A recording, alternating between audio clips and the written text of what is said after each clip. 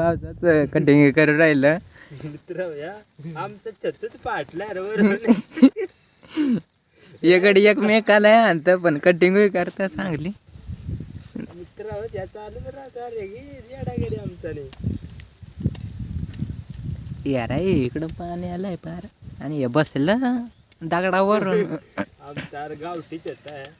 आमचं गावठी छत आहे त्या फाटलं.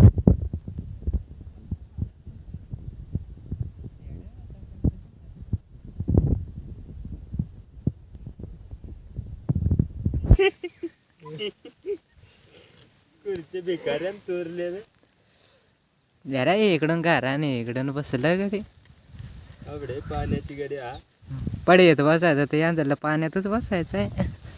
आणि माय बसला त्यांचेच सांग.